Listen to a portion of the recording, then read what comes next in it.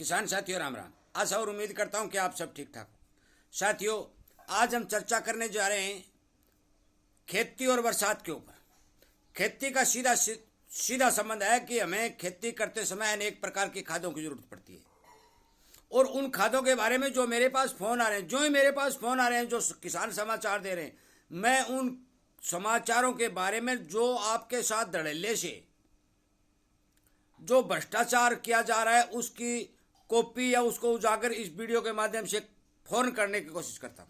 और इसीलिए आपसे विनय निवेदन करता हूं कि आप मेरी बातों पर गौर करके और इसी तरह की जानकारी आपको मिलती रहे, आपका पैसा बचे, आप सावधान रहे, तो इस चैनल को सब्सक्राइब करके इसके साथ जुड़ जाइए।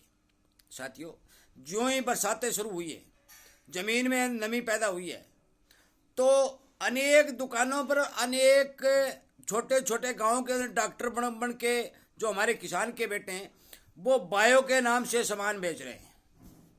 और ये भी कहा जा रहा है कि जैविक खेती के लिए बहुत उत्तम है। भाई, जैविक खेती, बिना जैविक कौन सी खेती होती है? उन सबको ये पूछने वाला चाहिए कि बिना जैविक खेती कौन सी होती है? आप फर्श पर जहाँ जीव नहीं होते वहाँ क्या पौधा उगा सकते हैं? और राख के अंदर, एक और तो राख के अंदर कोई जीव पैदा नहीं हो सकता। आप राख के अंदर कोई भी पौधा नहीं उगा सकते। मिट्टी में अनेक प्रकार के जीवाणु होते हैं, वो लगातार मिट्टी की उपजाऊ शक्ति बढ़ाते हैं और लगातार हम फसल लेते रहते हैं। साथियों, मैं आपको ये स्पष्ट बता देना चाहता हूँ कि जो हम रासायनिक खाद डाल रहे हैं, जैविक तो खाद है ही नहीं, ये तो नोट ही कर लो आप।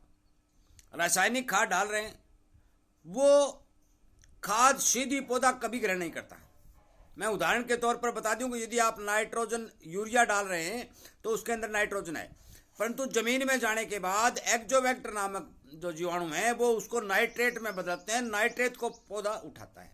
यदि जमीन के अंदर एक्जोवेक्टर नामक जीवाणु नहीं होता तो यूरिया का कोई रिजल्ट पौधे ऊपर नहीं आता, क्योंकि नाइट्रोजन को नाइट्रेट में बदलने वाले आदमी नहीं है, जीव ही नहीं है।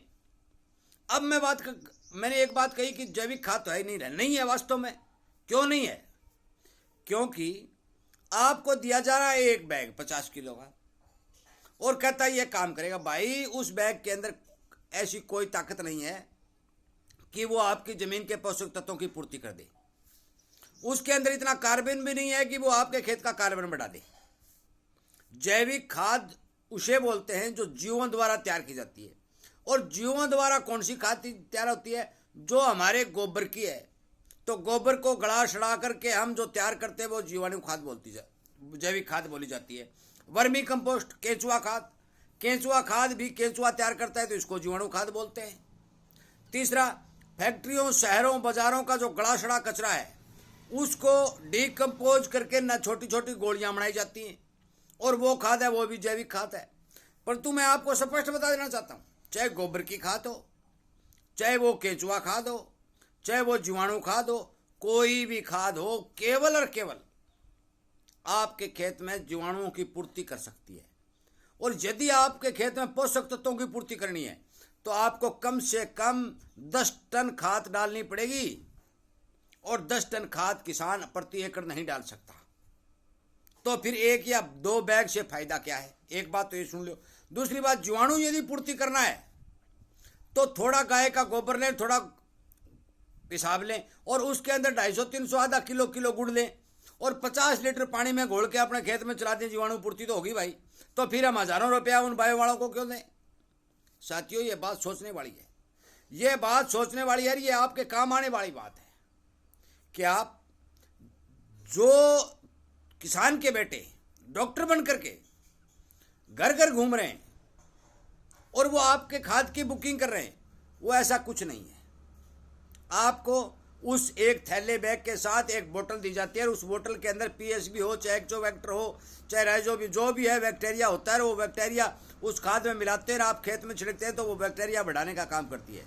नहीं कि आपके खेत में वो 50 किलो फास्फोरस नहीं दे सकती। ये आप नोट कर लो कि कोई भी जीवाणु खाद 1-2 बैग देने से खेत के अंदर रासायनिक खादों द्वारा दी जा रही जो पोषक तत्वों की मात्रा है वो पूरी नहीं हो सकती। यदि खेत के अंदर फास्फोरस की कमी होगी तो जड़ें प्रभावित होंगी, नाइट्रोजन की कमी होगी तो ग्रोथ नहीं होगा, पोटास की कमी होगी तो फल छोटे लगेंगे, तो फिर इन चीज़ों की पूर्ति जैविक खादों से तो होनी संभव ही नहीं है। जैविक खाद किसान खेत में खुद तैयार कर सकता है। वो किस तरह? अपने खेत में ज़्यादा से ज़्यादा कचरा मिला करके खेत का कार्बन बढ़ा सकता है। जब कार्बन बढ़ेगा तो जीवाणु बढ़ेंगे, जीवाणु बढ़ेंगे तो आप जो खाद डालेंगे वो खाद जो मौके के ऊपर कम जीवाणु होने के कारण, जमीन के अंदर कम जीव होने के कारण जो पौधे को आधी प्राप्त होती है वो पूरी की पूरी पौधे को प्राप्त हो जाएगी जितनी आप डालेंगे। इसलिए मैं एक बात से सहमत हूँ कि आप अपने खेत के अंदर जीवाणुओं की संख्या बढ़ाने पर काम करें। और जीवाणुओं की संख्या बढ़ाने का सीधा तरीका मैं सीधा ही बताता हूँ। ये कंपनियों वाली बोतल बातल के हेरफेर में घूम के किसान की जेब काटने वाला चक्कर नहीं है। सीधा तरीका यह है कि 2 किलो प्रति एकड़ या 2 किलो प्रति बीघा के हिसाब से आप अपने खेत में गुड़ का घोल चला दीजिए।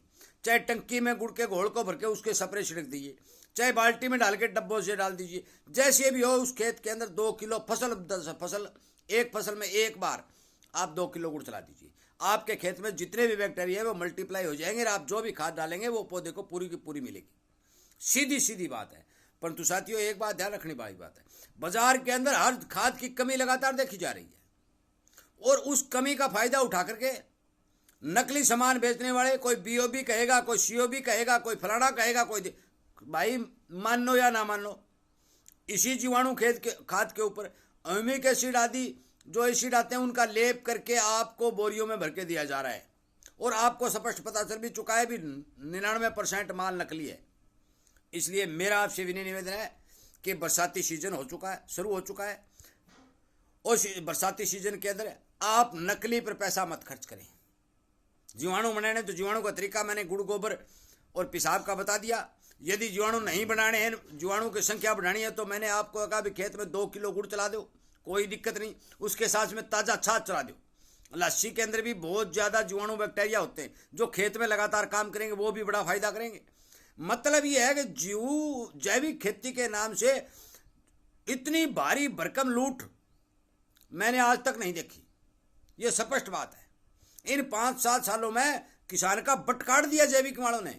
जैविक ले लो, अरे है जैविक क्या? इसमें कितनी फास्फोरस है, कितनी नाइट्रोजन है, कितनी पोटास है, कितनी कैल्शियम है, कितनी बोरान है, ये तो बता। साथियों जिस हिसाब से आप चल रहे, जो रासायनिक खादों का लगातार उपयोग करके अपने खेत की पैदावार बढ़ा रहे हैं, रासायनिक खादें कभी जमीन के अंदर जहर पैदा नहीं करती। हाँ, खारे पानी से जमीनें खराब हो रही हैं, उस बारे में आपको बता भी चुका हूँ। परंतु ये कोई लोग ये भ्रम फैला रहे हैं कि फलानी खाद डाल दी रासायनिक खादों से। भाई रासायनिक खादों से कैसे हो गया? फास्फोरस ऑलरेडी बहुत सी जमीनों में प्लस दिखाई देती है, वो तो खराब नहीं होती, उनमें तो पैदा अच्छी होती है। नाइट्रोजन बहुत सी जमीनों में प्लस दिखाई देती है, वो तो खराब नहीं हुई। हम नाइट्रोजन फास्फोरस पोषक तत्व ही तो दे रहे हैं। और हरित क्रांति आने के बाद इनका मैं मानता हूं जमीनें कमजोर होती जा रही है। उसका सबसे बड़ा कारण है कि जमीनों के अंदर कार्बन का कम होना। कार्बन जब कम होता है तो जीवाणु कम होते हैं, जीवाणु कम होते हैं तो खाद पूरी तरह असर नहीं करती, और असर नहीं करती तो हमें ज़्यादा डालनी पड़ती है। इसलिए यदि जीवाणु पूरे होंगे तो आपको आधी खाद में काम सुंदर चलेगा और अच्छी पैदावार भी होगी, परंतु जीवाणु आपको बढ़ाने पड़ेंगे। देखो इस चीज़ की कमी हर जगह देखी गई है, क्योंकि जो टेस्टिंग रिपोर्ट आई है निकल के उसमें 0.2% कार्बन आया, मतलब 1 क्विंटल मिट्टी के अंदर 200 ग्राम कार्बन, और ये जायज नहीं है। कम से कम 0.8 और 9 तक होगा तो बढ़िया रहेगा। ये बात आप नोट कर लो। और इसीलिए जो भी खाद आप खरीदो पूरी सोच समझ के जांच करके खरीदो। और मेरा नंबर 98 130 78 943 है। किसी भी भाई को कोई डाउट हो तो मेरे से बात पूछ भी सकता है, इसमें कोई दिक्कत नहीं है। मैं किसान हूं, किसान की मदद करना।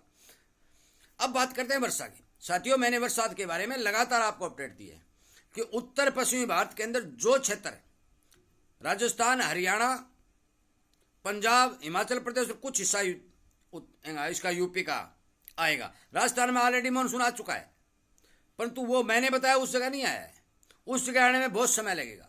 जितने भी नक्शे दिखा रहे हैं वो खंड वर्षा दिखा रहे हैं, और इस खंड वर्षा के आधार के ऊपर मैं आपको ये बात बता भी चुका हूं कि आप जो ही नमी दिखाई दे अपने खेत में जो भी है बिजाई करनी है वो बिजाई कर दें। जो आज सावणी की फसल है, एक बात नोट कर ले, सावणी की फसल 1-1 घंटे का अंतर दिखा देगी। दिन का अंतर तो अलग बात है, 1-1 घंटे का अंतर दिखा देगी। यदि आप 3 दिन पहले कोई फसल बुआई करेंगे, 3 दिन बाद में फसल बुआई करेंगे, तो जब आपकी फसल पककर तैयार होगी तो आपको वो अंतर 15 दिन का नजर आएगा। ये इस सावणी की फसल में खासियत होती है। ये बात आपको सोचनी पड़ेगी। पछेत यदि बरसातें पछेत होती हैं, लेट होती हैं, तो आपको सोच समझ कर अपने खेतों में बिजाई करनी पड़ेगी। कम अवधि में पकने वाली फसल जैसे मूंग है, मोठ है, बाजरा आदि की पैदावार खड़ी करनी पड़ेगी। क्योंकि यदि आप लंबी अवधि की फसल की बुआई कर देंगे तो नहरी क्षेत्र में के किसानों को मैं ये बात बता देना चाहता हूं कि आप सरसों से वंचित हो जाएंगे। क्योंकि उस समय 10वें महीने की 10 तारीख तक वो पछेती बुआई की हुई फसल लंबी अवधि की फसल है, तो वो पककर तैयार नहीं होगी और आपको कच्ची उसको काटनी पड़ेगी, आपको भारी नुकसान होगा। इसलिए आप बरसात के समय यदि बरसातें लेट हो जाती हैं तो कम अवधि की फसलों की बुआई कर लें ताकि वो पककर तैयार हो जाए और आपको नुकसान किसी प्रकार का न हो। साथियों, मैं लगातार इसी तरह की जानकारी किसान को लगातार दे रहा हूँ और इसीलिए तो कहता हूँ कि आप चैनल के साथ जुड़िए।